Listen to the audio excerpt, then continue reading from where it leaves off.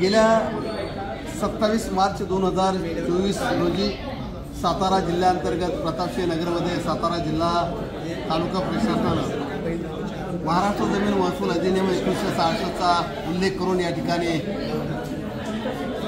घरं पाडण्याचं 27 तारखेला काम केलं।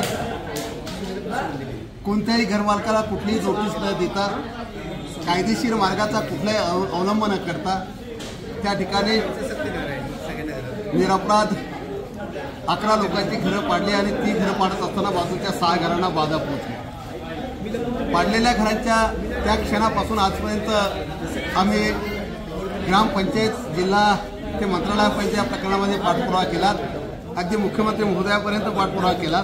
मुख्यमंत्री महोदयांनी या प्रकरणात उचित कार्यवाही करण्याचे निर्देश जिल्हाधिकारी महोदयांना आमच्या देखत भ्रमणध्वनीवरून दिलेत। मात्र आजपर्यंत या प्रकरणामध्ये पाहिजे त्या प्रमाणात सकारात्मक भूमिका प्रशासनाची शासनाची न दिसल्यामुळे नाइलाजाने येणाऱ्या 8 तारखेपर्यंतचं या जिल्हा प्रशासनाला आम्ही अल्टिमेटम दिलेला आहे की या प्रकरणामध्ये ज्यांची घरं बेकायदेशीर मार्गाने पाडण्यात आलेली आहे त्या सर्व घरधारकांना अत्याचारग्रस्तांना त्यांची घरं ज्या जागेवरची पाडलेली आहेत त्याच जागेवर पूर्ववत नव्याने घर बांधून देण्यात यावं।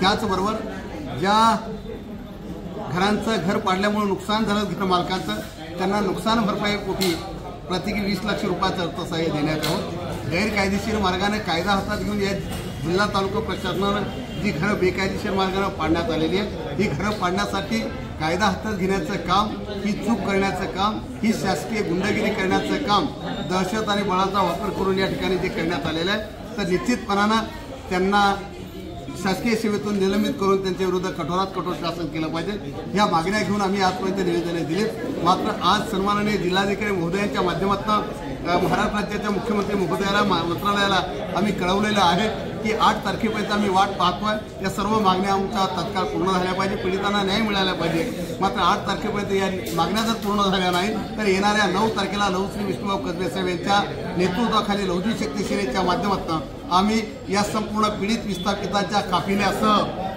बकऱ्या कोंबड्या लेकरं बाळं भांडी कुंडी याच्यासह आम्ही सर्व सामान घेऊन या ठिकाणी पदयात्रेच्या माध्यमातून या संपूर्ण काफिल्यासह इन्साफ दो बिऱ्हाड यात्रा या ठिकाणी काढणार आहोत आणि 9 तारखेला ती बिऱ्हाड यात्रा या ठिकाणाहून जिल्हाधिकारी महोदयांना निवेदन देऊन मुंबईच्या दिशेने जाणार आहे।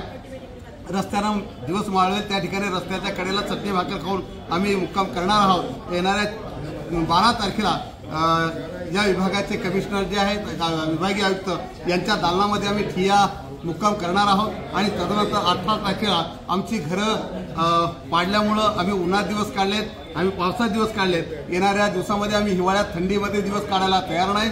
आपलं सरकार आपण सरकार या न्यायालय या शासकीय ज्या ज्या वास्तू आहेत त्याच्यामध्ये जनतेचा अधिकार आहे आणि म्हणून महाराष्ट्राचे सन्माननीय मुख्यमंत्री यांचा वर्षा हा शासकीय निवासस्थान असलेला बंगला जो आहे त्या बंगल्यावर जोपर्यंत आमची घरं बांधून मिळत नाहीत तोपर्यंत निवाऱ्याला मुक्कामाला आम्ही जाण्यासाठी येणाऱ्या 18 ऑक्टोबरला त्या ठिकाणी पोहोचतोय। निश्चितपणानं महाराष्ट्रानं आजपर्यंत ज्या पद्धतीचं आंदोलन आजपर्यंत पाहिलं नसेल असं उग्र तिरवा आणि संवैधानिक मार्गाचं हे आगळं वेगळं आंदोलन घेऊन आम्ही महाराष्ट्र राज्याच्या मुख्यमंत्री सन्माननीय मुख्यमंत्री एकनाथरावजी शिंदे साहेब यांच्या वर्षा बंगल्यावर पोहोचतोय आणि निश्चितपणाने या पीडितांना न्याय मिळण्यासाठी हा अनुसरलेला रस्त्यावर उतरण्याचा लढा निश्चितपणाने यशस्वी होईल अशी आम्हाला आशा आहे।